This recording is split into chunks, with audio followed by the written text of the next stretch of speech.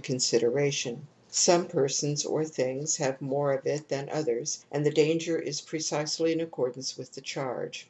The most peculiar part of it is that any one who has violated such a prohibition assumes the nature of the forbidden object as if he had absorbed the whole dangerous charge. This power is inherent in all persons who are more or less prominent, such as kings, priests, and the newly born. In all exceptional physical states, such as menstruation, puberty, and birth, in everything sinister like illness and death, and in everything connected with these conditions by virtue of contagion or dissemination. However, the term taboo includes all persons, localities, objects, and temporary conditions which are carriers or sources of this mysterious attribute. The prohibition derived from this attribute is also designated as taboo. And lastly, taboo, in the literal sense, includes everything that is sacred, above the ordinary, and at the same time dangerous, unclean, and mysterious. Both this word and the system corresponding to it express a fragment of psychic life which really is not comprehensible to us. And indeed it would seem that no understanding of it could be possible without entering into the study of the belief in spirits and demons which is so characteristic of these low grades of culture. Now why should we take interest at all in the riddle of taboo? Not only, I think, because every psychological problem is well worth the effort of investigation for its own sake, but for other reasons as well. It may be surmised that the taboo of Polynesian savages is after all not so remote from us as we were at first inclined to believe. The moral and customary prohibitions which we ourselves obey may have some essential relation to this primitive taboo, the explanation of which may in the end throw light upon the dark origin of our own categorical imperative. We are therefore inclined to listen with keen expectations when an investigator like W. Wundt gives his interpretation of taboo, especially as he promises to "go back to the very roots of the taboo concepts." Wundt states that the idea of taboo includes all customs which express dread of particular objects connected with cultic ideas or of actions having reference to them. On another occasion he says, "In accordance with the general sense of the word we understand by taboo every prohibition laid down in customs or manners or in expressly formulated laws, not to touch an object or to take it for one's own use, or to make use of certain prescribed words." Accordingly, there would not be a single race or stage of culture which had escaped the injurious effects of taboo. Wundt then shows why he finds it more practical to study the nature of taboo in the primitive states of Australian savages rather than in the higher culture of the Polynesian races. In the case of the Australians, he divides taboo prohibitions into three classes according as they concern animals, persons, or other objects. The animal taboo, which consists essentially of the taboo against killing and eating, forms the nucleus of totemism. The taboo of the second class, which has human beings for its object, is of an essentially different nature. To begin with, it is restricted to conditions which bring about an unusual situation in life for the person tabooed.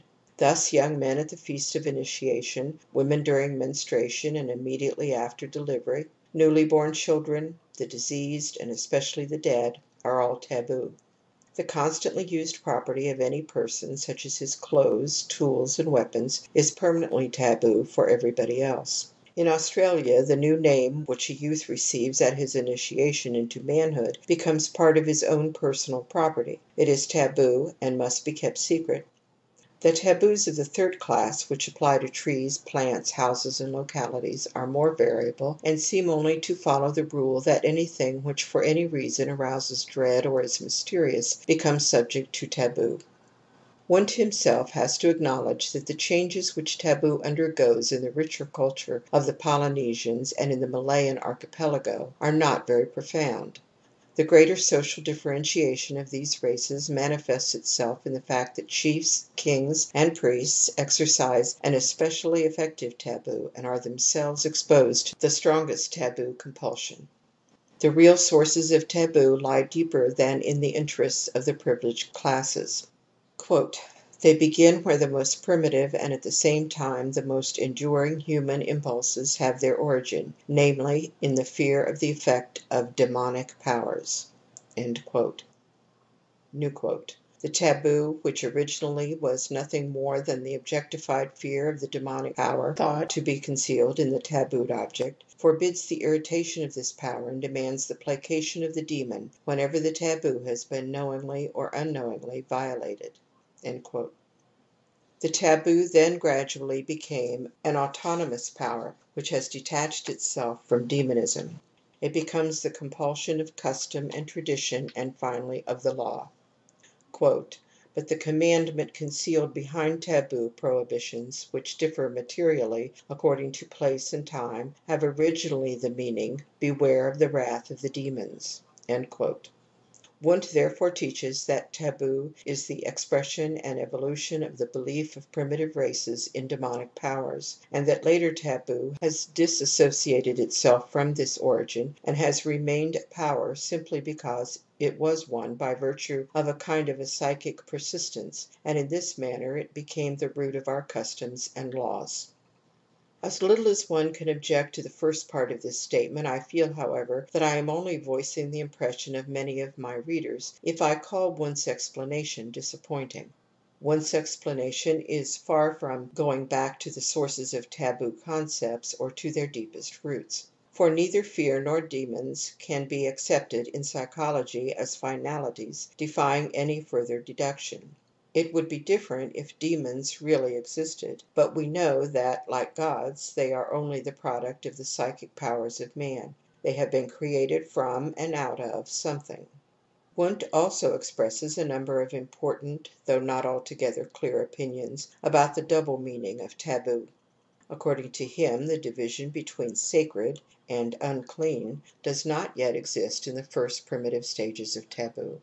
For this reason these conceptions entirely lack the significance which they could only acquire later on when they came to be contrasted. The animal, person or place on which there is a taboo is demonic, that is, not sacred and therefore not yet, in the later sense, unclean. The expression taboo is particularly suitable for this undifferentiated and intermediate meaning of the demonic, in the sense of something which may not be touched, since it emphasizes a characteristic which finally adheres both to what is sacred and to the unclean, namely, the dread of contact.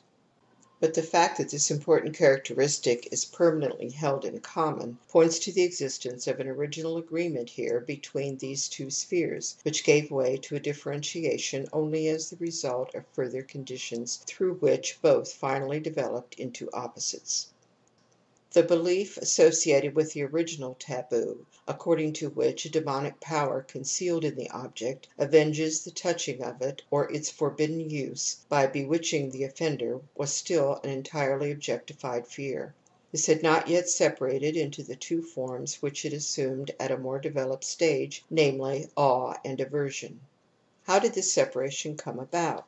According to Wundt, this was done through the transference of taboo prohibition from the sphere of demons to that of theistic conceptions.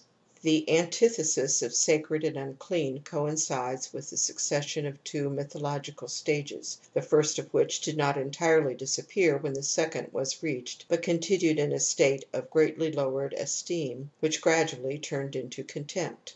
It is a general law in mythology that a preceding stage, just because it has been overcome and pushed back by a higher stage, maintains itself next to it in a debased form, so that the objects of its veneration become objects of its aversion. Wundt's further elucidations refer to the relation of taboo to lustration and sacrifice. Section 2. He who approaches the problem of taboo from the field of psychoanalysis, which is concerned with the study of the unconscious part of the individual's psychic life, needs but a moment's reflection to realize that these phenomena are by no means foreign to him. He knows people who have individually created such taboo prohibitions for themselves, which they follow as strictly as savages observe the taboos common to their tribe or society. If he were not accustomed to call these individuals compulsive neurotics, he would find the term taboo disease quite appropriate for their malady. Psychoanalytic investigation has taught him the clinical etiology and the essential part of the psychological mechanism of this compulsion disease, so that he cannot resist applying what he has learnt there to explain corresponding